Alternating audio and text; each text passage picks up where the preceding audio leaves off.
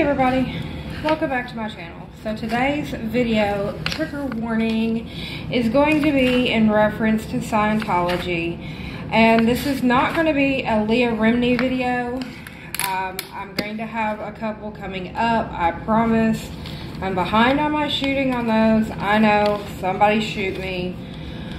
But today's video is going to be one that is different from others that I have done, because I'm doing a whole series on my channel on Scientology. Okay, oh, why is my lipstick on my chin? Anyway, so I got off work at 7 o'clock Central Standard Time. It is, come on phone, it is 8:15 Central Standard Time. I went to work at 11 p.m. last night, so I've effectively been up for now about 13 hours, okay?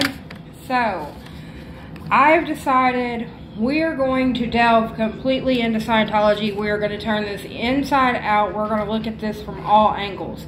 So, first part of this series that I'm starting right now is Scientology from a Scientologist perspective. Is this going to be non-biased? Hell no, okay?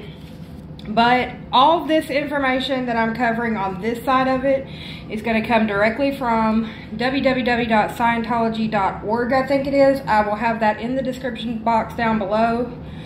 So this is from the Scientology website itself. So they cannot deny any of this information. You can go on their website and look it up yourself if you do not believe me. How you cannot believe me, I don't know. Oh, maybe because it sounds like it's batshit crazy. Because it is. But anyway, we're going to go from their website. All this information is from their website. But we're going to go piece by piece, okay? So, the first section is, why is Scientology called a religion? So, this is going to be part one of this series. I don't know how many parts there's going to be to this series. Maybe until my head explodes. We don't know, okay? So, why is Scientology called a religion? So, on their website, this is one of the pages on their website. Why is Scientology called a religion? It says there are 3 principles, intellectuals of religion around the world used to categorize religions. 1 is a belief in an ultimate reality. 2, religious practices directed toward understanding, attaining, or communicating with an ultimate reality. And 3, a community of believers who join together in pursuing the ultimate reality. Now, those are the 3 perspectives that one must, have to be considered a religion by intellectuals who study religion, okay? So, for Scientologists, point 1, ultimate reality transcending the material world includes its concepts of the thetan and dynamics, which includes the spiritual world. Okay, so that's how they believe. That is a belief in an ultimate reality. Okay. For point 2, religious practices include naming, marriage, and funeral services, but predominantly are practiced in auditing and training services to increase spiritual awareness and attaining understanding of both the spiritual and supreme being. So that is the religious practices directed toward understanding, attaining, and communing with the ultimate reality. Point 3, a community of believers, a very vital community, can be found at any church. So that is a community of believers who join together in pursuing the ultimate reality. Okay, have we not seen that these whole huge churches that they have everywhere are mostly empty? So where's this community of believers that join together? Where the hell are they? Can somebody point them out to me? Now, I didn't understand their whole point 1. Does anybody understand their point 1?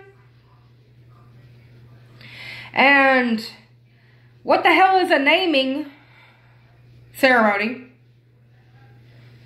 All I've ever heard about is damn auditing and training services that you pay them a buttload for.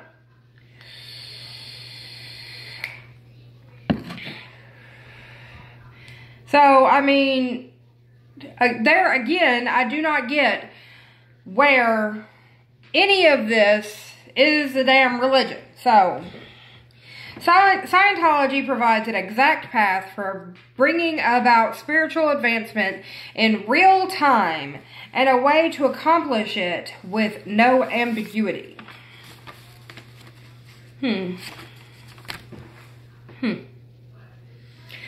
Everybody that has left Scientology has said more and more and more and more that all they see is fucking ambiguity, and every time that they fucking question it, all they get is kicked out of Scientology because they questioned it.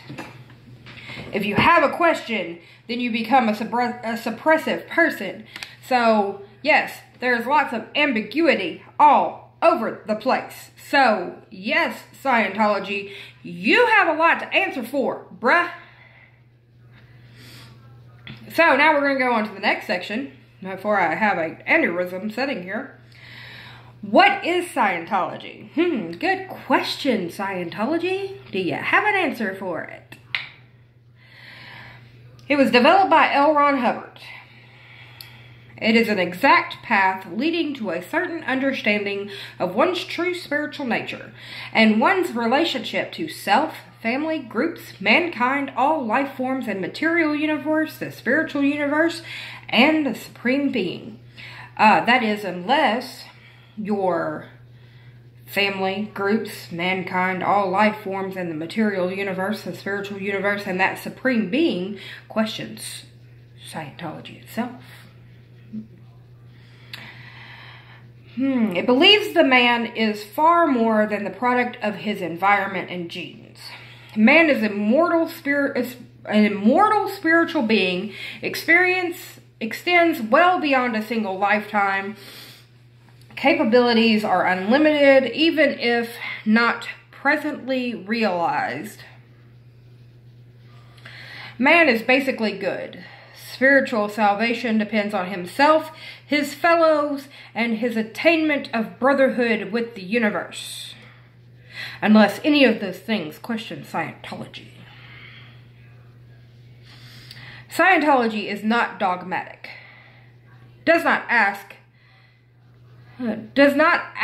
to accept anything on faith alone. One discovers the principles of Scientology by applying and observing or experiencing the results.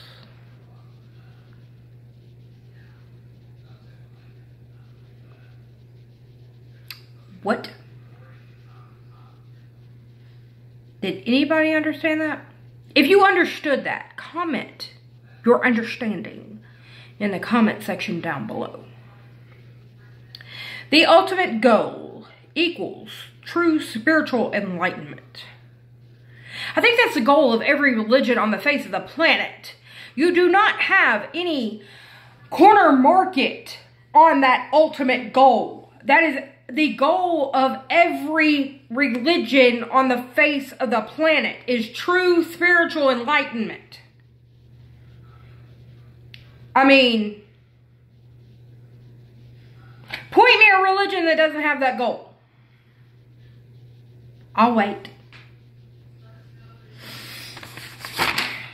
Moving on. Oh, here we go. How did Scientology begin? Fun fact corner here, people. Fun fact corner. This one almost put me to sleep. In 1923, let me vape on this one.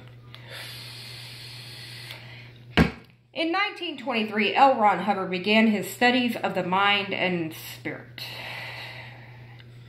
In 1938, he wrote Excalibur.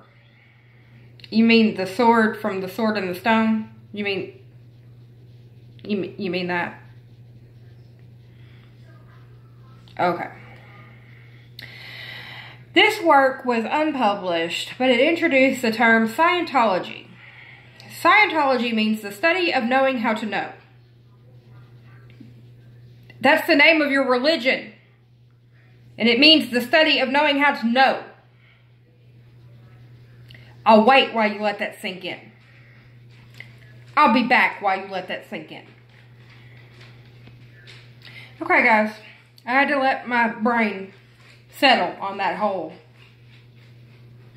study of knowing how to know thing. Okay, I'm back.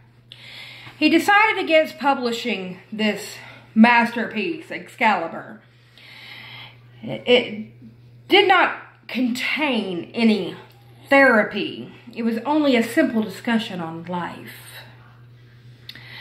He wanted to go further with his work, which resulted in Dianetics, which we all know what Dianetics is.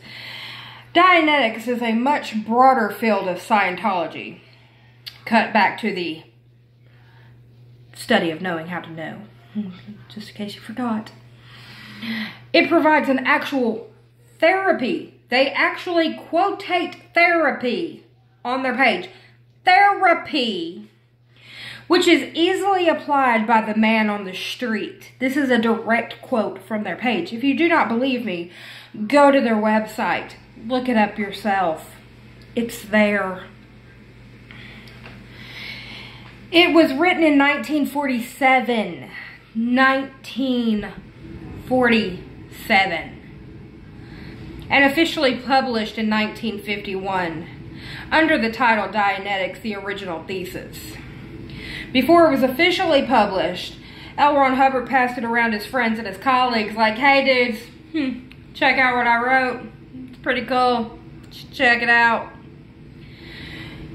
Before Dianetics, the Original Thesis was published, apparently he got a lot of letters about his work.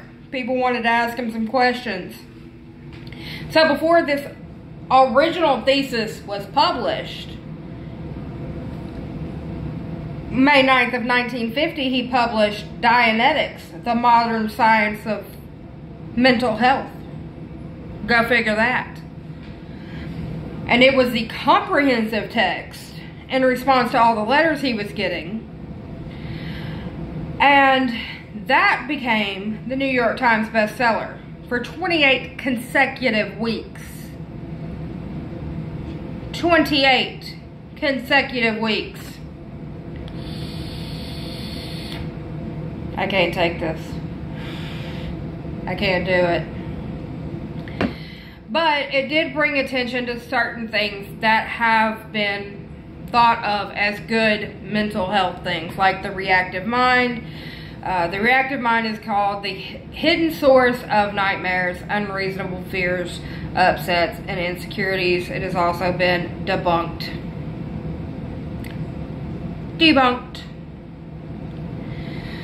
Hubbard never considered Dianetics an end to his research, but a stepping stone to the life source. Dianetics have helped practitioners discover past lives and what he called exteriorization. It was demonstrating the spirit was indeed separable from the body and mind. Guess what? Us Wiccans already knew that shit. We've been doing it for years. Pagans have been doing that shit for years. Hubbard, get some of that. How about that, Scientologist? Stealing our shit. And guess what? All that boring shit right there was the birth of Scientology. There you go. So, some psychology mixed in with some stealing some stuff from the Wiccans and pagans. You birthed Scientology.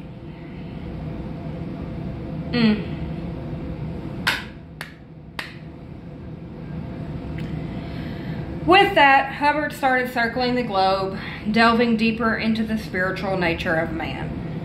This led to churches of Scientology on four continents, which he led from his home in England. Hubbard's legacy. Hubbard's legacy is tens of millions of published words, recorded lectures, and films. Over 25 million copies of his books and lectures are in circulation. Okay, now I'm going to leave you for a few seconds for you to delve into your little depression as I pull up the actual Scientology website for us to delve into some more depression. I'll be right back. Okay guys, so I'm back. Forgot to turn my ring light back on. So here I am, and I'm gonna turn you around here. Here's my laptop. As you can see, Scientology.org. So this is the website right here. And there are all these like categories and subcategories and further subcategories, and so it's kind of hard to see where you get information from and where you start off from and end from. Hold on one second, guys. I'll be right back. Okay, super sorry about that, guys. Apparently, do not call list seriously don't work. Anyway, but there are so many, like, categories and subcategories, and you kind of get lost in a maze. But anyway, so back to what I was saying. I have copied a lot of this information into my OneNote, and I'm going through it, so I'm taking notes. But anyway, back to reality. We're going to be going into this, like, in depth. So I want to go back and make a few points.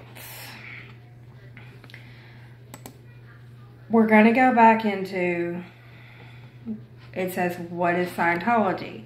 Well, when you go into what is Scientology, one of the sub-points in what is Scientology is Supreme Being. So we're going to go into what is Supreme Being. It says, does Scientology have a concept of a God? It says, most definitely. In Scientology, the concept of God is expressed as the eighth dynamic, the urge toward existence as infinity. This is also identified as the Supreme Being. I did that. It doesn't do that on there, but I did that. As the eighth dynamic, the Scientology concept of God rests as the very apex of the universal survival.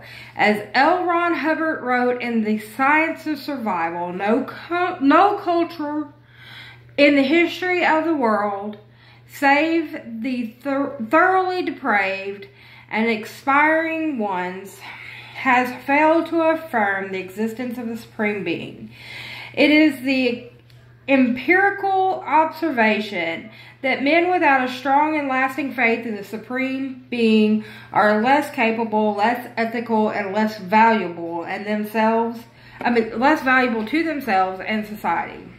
A man without an abiding faith is by observation alone more of a thing than a man. Unlike religions with Judeo-Christian origins, the Church of Scientology has no set dogma concerning God that is imposed on its members. As with its tenets, Scientology does not ask individuals to accept anything by faith alone. Rather, as one's level... Hold on, guys. Let me turn this backlight off. It's really hard to read my computer screen with it in my eyeball. Rather, as one's level of spiritual awareness increases through participation in Scientology, auditing, and training, one attains his own certain own certainty of every dynamic accordingly. Only when the seventh dynamic, spiritual, is reached in its entirety will one discover and come to a full understanding of the eighth dynamic, infinity, and one's relationship with the spiritual being. But it never answers the question, what's your God? I'm a Wiccan. If you ask me what my God is, I have a set of deities. My set of deities are Egyptian in sort. And I will show you my list of Egyptian deities. It asks, does Scientology have a concept of God? It says that they have an eighth dynamic. It does not define what the fuck the God is. There is no concept of a God. It just tells you that you're going to go through this training and... What the fuck? I'm confused. If you understand this, leave it in the comment section below, because I'm confused. Okay, guys, my head's going to explode. So, with that, we're going to end our first session of Understanding Scientology from a Scientologist Perspective. If you have any questions, comments, or concerns, leave them in the comment section below. All of my social media, Facebook, Twitter, and Instagram are going to be linked down below. And I will see you on the next episode of Scientologist from a Scientologist Perspective, if my head doesn't explode from this episode. Anyway, guys, I'll see you on the next one. Bye!